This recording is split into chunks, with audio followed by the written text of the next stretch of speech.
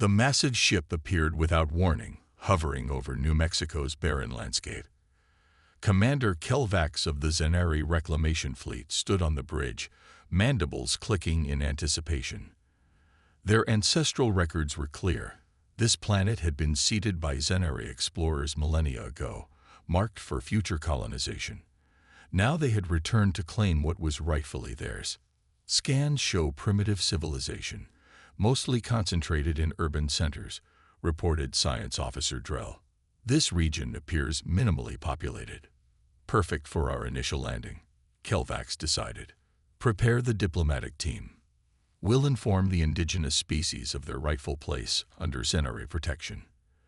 The ship began its descent, clouds parting around its metallic hull. The desert below stretched endlessly, a perfect landing zone away from human population centers. Kelvax felt a sense of historical importance. This mission would secure their place in Zenari history as the ones who reclaimed their greatest seeded world. On the surface, life continued unaware of the approaching visitors. The small town of Sandstone, Arizona, sat on the edge of the vast desert.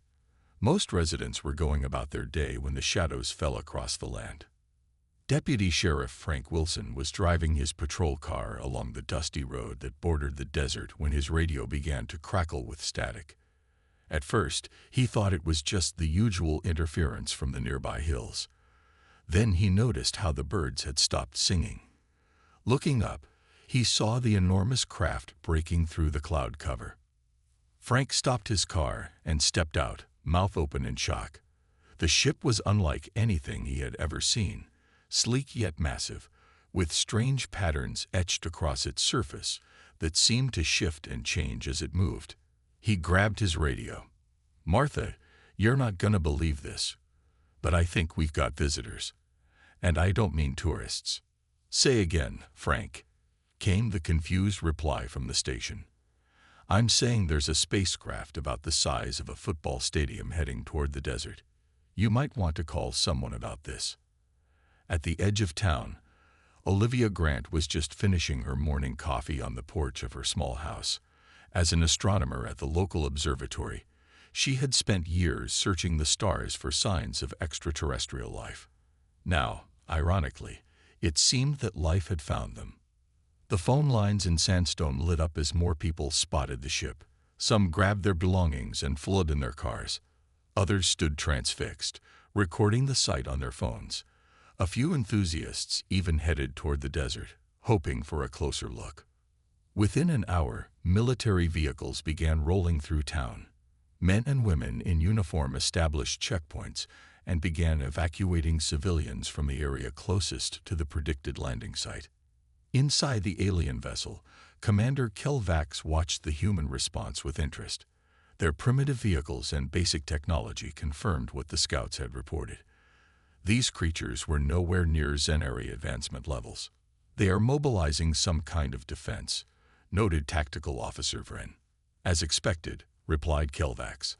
"All species protect their territory, but they will soon understand. This was never their planet to begin with."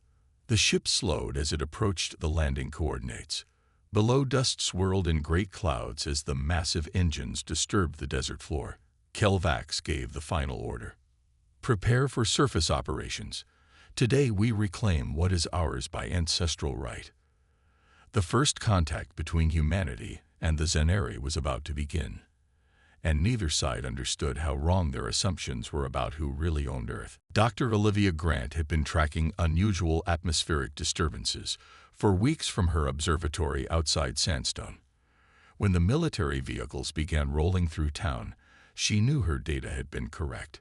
Something extraordinary was happening.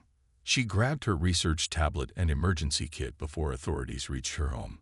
As an astronomer who specialized in exoplanet atmospheres, she might understand something others would miss. She drove toward the command post that was rapidly forming at the edge of town. At the hastily established perimeter, Major Ben Harper surveyed the landing zone through binoculars. The ship had touched down 10 miles into the desert, its metallic surface gleaming under the merciless sun. Military helicopters circled at a safe distance, monitoring the situation. Any movement, asked Colonel Patricia Walsh as she joined him.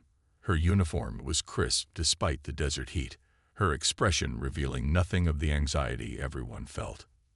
"Nothing yet, but I don't think they came all this way to admire our cacti," Harper replied, lowering his binoculars.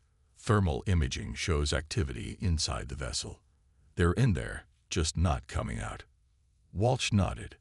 "The President has ordered no aggressive action. First contact protocol is in effect." "And if they don't follow our protocols?" Harper asked. "Then we adapt," she said simply. Inside the alien craft, Commander Kelvax prepared the first surface expedition. The atmospheric tests showed the air was breathable, though less than ideal for Zenari physiology. The gravity was slightly stronger than their homeworld, but within tolerable limits. "The diplomatic team will make initial contact," Kelvax instructed. "Explain our claim clearly. The humans must understand that resistance is futile but unnecessary. Under our protection, they will thrive. As subordinates, of course." Science Officer Drell seemed less confident. "Commander, our preliminary scans show their weapons, while primitive, could cause casualties. Perhaps we should demonstrate our technological superiority first." Kelvax considered this. "Very well. Deploy the atmospheric samplers with visual enhancements. Let them see what we can do." 3 hours after landing, the massive door on the underside of the ship finally opened. The humans watched through telescopes and cameras as a delegation emerged, tall, insectoid beings with iridescent exoskeletons and multiple limbs. They carried devices unknown to human science, but their body language was unmistakably confident, even imperious. Dr. Grant pushed her way through to the command tent, showing her observatory credentials. "Colonel Walsh, I've been studying unusual atmospheric readings for weeks. I believe they've been scanning us before their arrival." Walsh looked at the scientist with interest. "What can you tell me about those devices they're carrying?" Before Olivia could answer, every electronic device in the camp began emitting the same sound, a rhythmic series of clicks and hums that gradually resolved into recognizable speech. When the Zenari transmission began broadcasting on all frequencies, the message was clear. "We have returned to reclaim our ceded world. Your species exists because of our intervention. Prepare for integration into the Zenari Protectorate." The aliens placed several devices in the desert soil.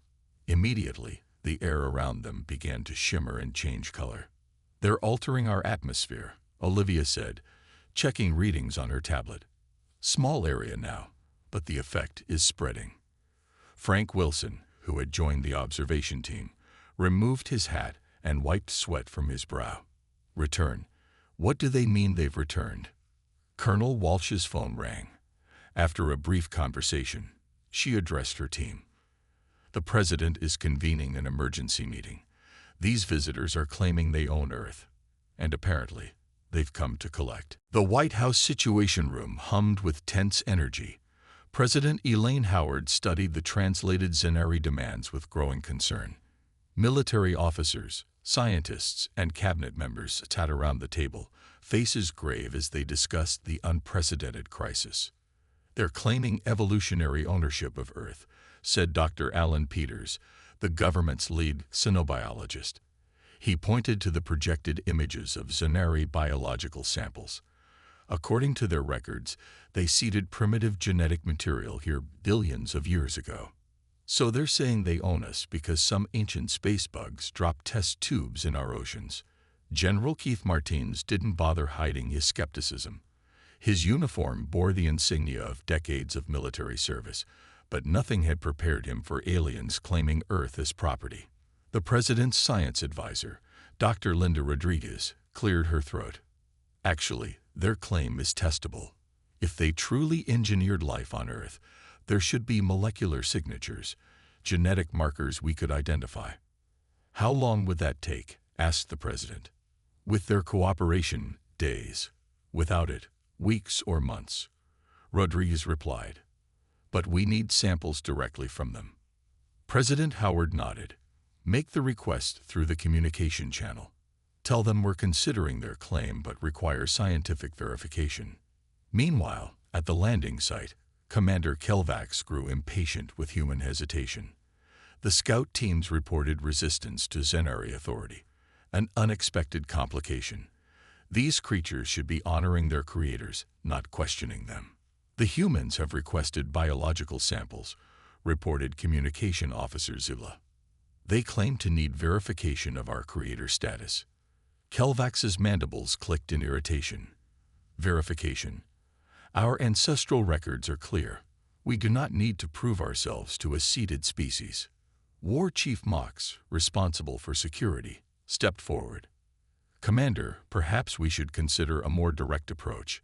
Our atmospheric processors are functioning well in the test area. We could expand their range, show these humans our power. Kelvax considered this option. The humans were responding with far more resistance than anticipated. The ancient texts spoke of returning to a world of compliance, where the seeded life would recognize its masters. Perhaps a demonstration is in order. Kelvax suggested to the War Council. We shall claim one of their settlements as our first outpost. Back at the perimeter, Colonel Walsh received new orders. The aliens have refused to provide verification and appear to be expanding their atmospheric alterations, she told Major Harper. We're to maintain our position, but prepare for possible defensive action. Dr. Grant, who had been invited to join the scientific team analyzing the Zenari technology, looked troubled. The air composition they're creating, it's unlike anything in Earth's history, not even in our primordial atmosphere. If this truly was their world, why make it unbreathable for all Earth life? Frank Wilson, now serving as liaison between local authorities and the military, pointed to the small town visible in the distance. If those atmospheric changes reach Sandstone, what happens to the people who couldn't evacuate? Nothing good, Olivia replied quietly. These aliens aren't terraforming Earth to a previous state. They're remaking it into something entirely new. In orbit, undetected by either humans or Zenari, something stirred. Deep space monitoring stations briefly registered an energy pulse from beneath the desert surface, a signal awakening after millions of years of dormancy. Whatever the Zenari had activated with their arrival, it was just beginning to respond. The standoff between humanity and the self-proclaimed owners of Earth was about to enter a new and dangerous phase. Sandstone found itself on the front line of an interstellar dispute. When Zenari scouts appeared on Main Street, their towering forms and clicking mandibles sent people scattering, all except for Olivia Grant, who approached with cautious curiosity. The remaining townspeople watched from windows and doorways as 4 Zenari moved down the street. Each alien stood nearly 8 feet tall, their bodies covered in segments of blue-green exoskeleton that shimmered in the morning sun. They moved with an awkward grace, 6 limbs working in perfect coordination. Olivia stepped forward, her heart pounding. She had spent the night adapting the communication algorithms from the military's translation software, loading them onto her personal device. This was a risk, but as a scientist, she couldn't pass up the opportunity to make direct contact. I want to understand your claims, she told the lead scout, desperately hoping the translation device she built could interpret her words. She kept her voice steady despite her fear. The alien's compound eyes studied her with cold calculation. Multiple facets reflected Olivia's image back at her.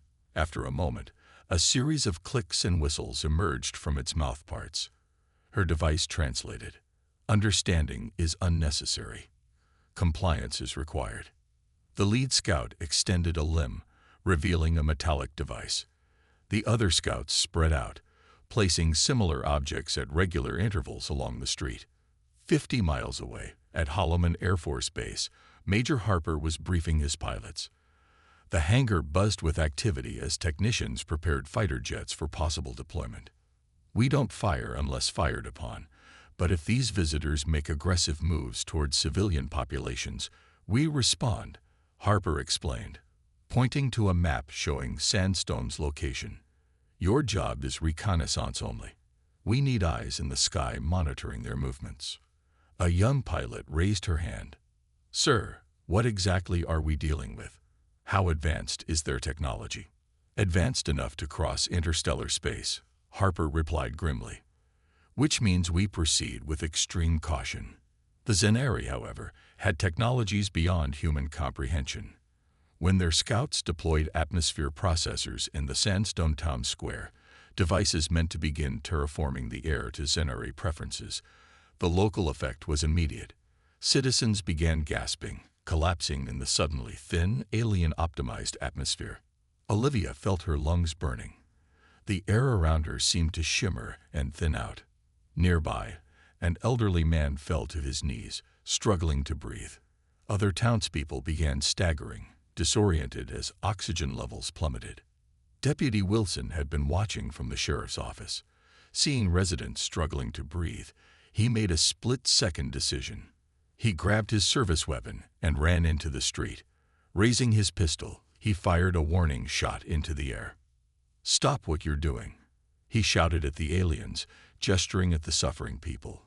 "You're killing them." The Zenari scouts turned toward him, their posture shifting to something unmistakably aggressive. One raised a device that emitted a high-pitched whine. The ground beneath Frank's feet trembled. In the confusion, Olivia grabbed the nearest atmospheric processor. If she could study it, maybe she could find a way to neutralize its effects. As she clutched the alien technology to her chest, the lead scout lunged toward her. Frank fired again, this time aiming at the ground near the approaching Zenari. "Leave her alone." The desert erupted into chaos. Military helicopters appeared overhead, responding to the distress calls. The Zenari scouts began emitting alarm signals, their bodies glowing with what appeared to be defensive energy fields. The first direct confrontation between humans and the self-proclaimed owners of Earth had begun.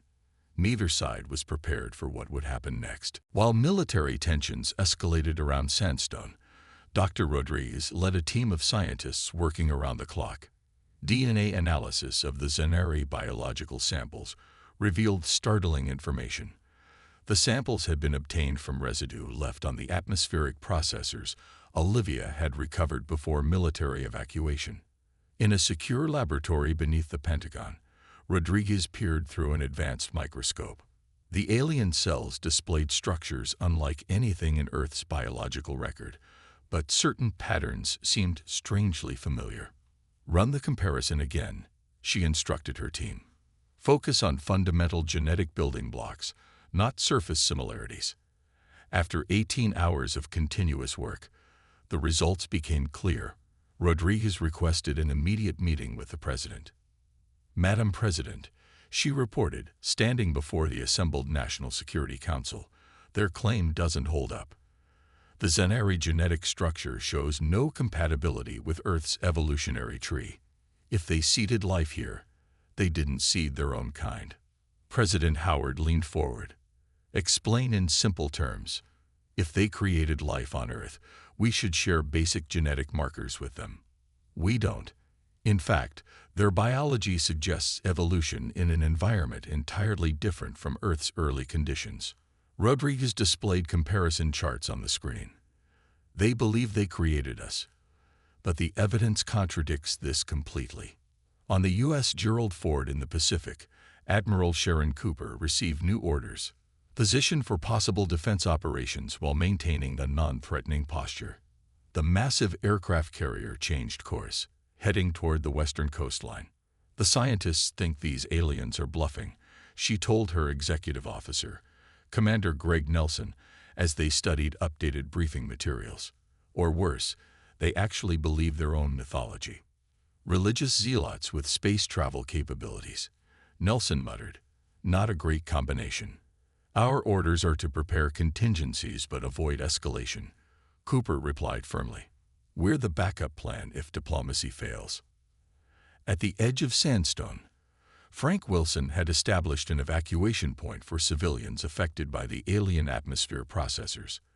The school gymnasium now housed nearly 200 residents who had been unable to leave before the military established a full perimeter around the town. Olivia Grant worked alongside him, helping families while collecting data on the changing environment.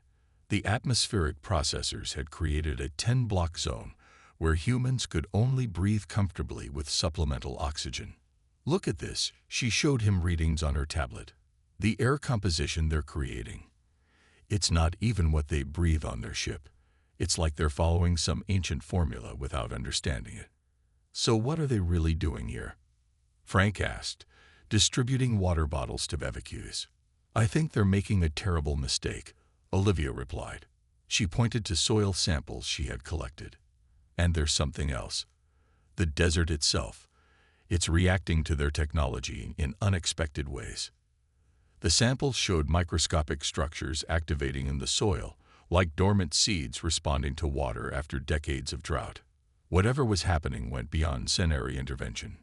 Meanwhile, Commander Kelvax faced growing dissent among the ship's science division. Drell had presented evidence that contradicted their ancestral records. The atmospheric conversion is not proceeding as expected, Drell reported, and scans show anomalies in the desert substrate. Temporary setbacks, Kelvax insisted. Our ancestors would not have claimed this world without reason. But privately, doubt had begun to creep into the commander's mind. What if the ancient records were incomplete? What if the Zenari weren't the only species to have visited Earth in its distant past? 3 days into the standoff, with Sandstone evacuated and military forces maintaining a perimeter around the landing zone, Dr. Grant made a breakthrough. Working with geological samples and comparing them to data provided reluctantly by the Zenari, she discovered something the aliens had missed. The makeshift lab in the evacuation center wasn't ideal, but it had been enough for her to conduct basic tests. When the results came back, she immediately requested transport to the military command post 5 miles away. The desert, she explained to the crisis team assembled in the command post. Her voice carried the excitement of scientific discovery, despite her exhaustion. It's not natural. At least, not entirely. Colonel Walsh looked skeptical. Explain. The soil composition, the mineral deposits, they're artificial. Engineered. Olivia spread out her data charts on the table. Look at these patterns in the quartz formations. They're too regular, too precise, and they're arranged in geometric sequences that don't occur naturally. Major Harper studied the images. Could the Zenari have created these patterns when they supposedly seeded Earth? No, Olivia shook her head firmly. That's the thing. These patterns don't match Zenari technology. Their equipment interacts with these structures, but the designs are fundamentally different. Someone else made these. Frank Wilson, who had driven Olivia to the command post, spoke up from the back of the room. So you're saying there was another alien species here before the Zenari? Exactly, Olivia confirmed. And whatever they left behind, it's reacting to the Zenari presence. As if responding to her discovery, the ground began to tremble. At first, they thought it was an earthquake, not uncommon in the region, but the vibrations had a pattern, almost like a heartbeat. Miles from both the human perimeter and the Zenari ship, the desert floor split open, revealing massive mechanical structures that had lain dormant beneath the sand for untold ages. Great metal pylons rose from the earth, their surfaces covered in symbols unlike any human or Zenari language. At military observation posts, soldiers watched in stunned silence as the desert itself seemed to come alive. Satellite imagery showed the phenomenon spreading across nearly 5 square miles. Commander Kelvax felt the vibrations aboard the ship and ordered immediate scans. The results displayed on the main viewer sent shockwaves through the Zenari command crew. Impossible, Drell whispered, mandibles quivering. These are not our markers. The scans showed complex machinery extending deep below the surface, technology far beyond even Zenari understanding. The desert wasn't just hiding a few artifacts, it was concealing an entire installation. Could our ancestors have built this and our records were incomplete? Asked War Chief Mox. Drell shook his head. No, the design philosophy is completely alien, even to us. This technology predates our supposed seeding of this world. Kelvax's certainty began to crumble. If the ancestral records were wrong about this, what else might they be wrong about? Back at the command post, Olivia's equipment began picking up energy readings off the scale. "Something's powering up," she announced. "Whatever was sleeping under the desert is waking up." Colonel Walsh immediately ordered all personnel to fall back to a safe distance. "Get everyone 5 miles back from those structures," she commanded. "And someone get me the president." The desert was revealing its secrets at last, not just to humans or Zenari, but to the stars themselves. As the ancient machinery activated fully, a signal burst from the tallest pylon, shooting straight up into space. "It's calling someone," Olivia whispered, watching the energy beam disappear into the atmosphere. "The real owners of Earth are coming home." From the depths of the desert arose crystalline structures, graceful and impossibly advanced. The air around them shimmered with energy fields as dormant systems reactivated after millennia of silence.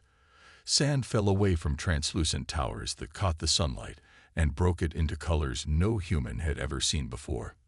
Military helicopters circled at a safe distance, cameras recording everything. News stations worldwide broadcast the images as humanity collectively held its breath. This was no longer just about the Zenari claim to Earth. Something far more ancient and powerful had entered the equation. Scientists estimated the structures were rising from at least 2 miles beneath the surface. How such massive construction had remained undetected by modern scanning technology was itself a mystery. "It must have been shielded somehow," Olivia suggested as she watched through binoculars from the new command post. "Or perhaps dormant in a way our technology couldn't recognize." Frank stood beside her, his sheriff's badge catching the strange light from the distant structures. "So whose is it? Who built all this?" Before Olivia could answer, the air above the tallest crystal tower began to distort. A sphere of pure light formed, pulsing with colors that seemed to shift between dimensions. Both humans and Zenari watched in awe as holographic images appeared above the structures, showing beings of pure energy, nothing like either species. They had no solid form, existing as patterns of light and energy that constantly shifted and flowed. "We are the Keri." The translation came simultaneously to all observers, somehow understandable to both human and Zenari minds, despite neither having encountered this language before. "We seeded life on both your worlds, Zenari and Earth. You are siblings in our great experiment, though your paths of evolution diverge." At the Zenari ship, Commander Kelvax watched the transmission with mounting horror. The sacred texts, the divine right of conquest, the ancestral claims, all of it based on fragments of a truth they had never fully understood. "Our records spoke of creators," Drell said quietly. "We assumed we were the creators, not the created. How many worlds have we claimed falsely?" Kelvax wondered aloud, the weight of realization crushing centuries of Zenari imperial certainty. At the Human Command Center, President Howard received this information with remarkable calm. She had flown to the site when the structures first emerged, against the advice of her security team. "So we're all part of some cosmic science project?" she asked the assembled experts. "It appears so," Dr. Rodriguez replied, studying the data streaming in from the Keri transmission. "But I think the experiment was abandoned. These Keri haven't been active in our solar system for millions of years. This facility seems designed to activate only in specific circumstances, perhaps to prevent exactly what the Zenari were attempting." The Keri message continued, addressing the Zenari directly. "Your claim to Earth is invalid. Your own world was given to you just as Earth belongs to humanity. Neither species holds dominion over the other." The message shifted to directly address humans. "Your world was shaped for you, as the Zenari world was shaped for them. You have developed as expected, curious, resilient, diverse. The Zenari developed differently, ordered, hierarchical, expansionist. Both paths were foreseen. The crystalline structures pulsed with new energy, and detailed star maps appeared in the sky above the desert.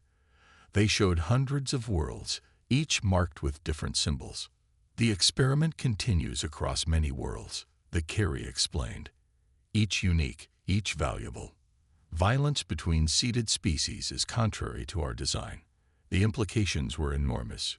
Humanity and the Zenari were simply two variants in a vast, galaxy-spanning experiment by a species so advanced they had mastered energy itself as a life form. 1 week after first contact, representatives from humanity and the Zenari met formally on neutral ground, the awakened Carey station in the desert. The crystalline structures had reconfigured themselves into an environment suitable for both species, creating a space where the air, temperature, and gravity were comfortable for humans and Zenari alike.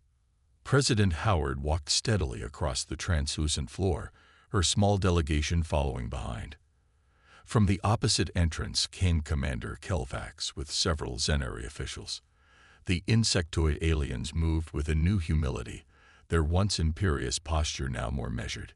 The room they entered seemed to shift and adjust to their presence. Seats formed from the crystal floor, perfectly shaped for human and Zenari anatomy.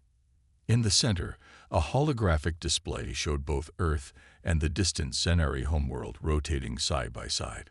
President Howard extended a hand to Commander Kelvax, a gesture the Zenari had learned was significant to humans. "We came as conquerors," Kelvax admitted, touching the president's hand with one delicate appendage. "We leave as neighbors in a larger cosmos than we understood." "We all have much to learn," President Howard replied, "about the Carey, about each other, and about our place in the universe." The formal agreement that followed was unprecedented in human history, the first interstellar peace treaty. The Zenari would withdraw their claim to Earth but would establish a small cultural embassy. In exchange, humanity would share what they had learned about the Carey technology and consider future scientific partnerships. The Carey presence remained enigmatic, their consciousness apparently long departed from our galaxy, leaving only automated systems to deliver their message when needed. The crystalline structures continued to function, but the beams of light did not return. They had said what they needed to say. The rest was up to the younger species. In the weeks that followed, the desert site became a center for scientific discovery. Teams from around the world worked alongside Zenari researchers, carefully studying the Carey technology without disturbing its core functions. Olivia Grant, now appointed as Chief Scientific Liaison to the Zenari, stood with Frank Wilson at the edge of the desert, watching engineers from both species examining the ancient technology. The sun was setting, painting the crystalline towers in shades of gold and crimson. "So what happens now?" Frank asked, squinting against the sunset. He had traded his deputy's uniform for more casual clothes, but still carried himself with the alertness of a law enforcement officer. Olivia smiled. "Now we learn from each other. The Zenari have agreed to share their star charts, and we're offering cultural exchanges. Turns out, finding out you're not as special as you thought is quite humbling. Kind of like finding out your family tree is bigger than you realized," Frank suggested. "Exactly. Cosmic cousins, separated by light years but created by the same parents, I suppose you could say." In orbit, the Zenari ship prepared for departure. Most of their crew would return home to share what they had learned, leaving behind only a small contingent for the embassy. Commander Kelvax would face difficult questions from Zenari leadership, but the evidence provided by the Carey was irrefutable. President Howard addressed the United Nations the following day. "We are not alone in the universe," she told the assembled leaders. "But more importantly, we are not alone in our journey.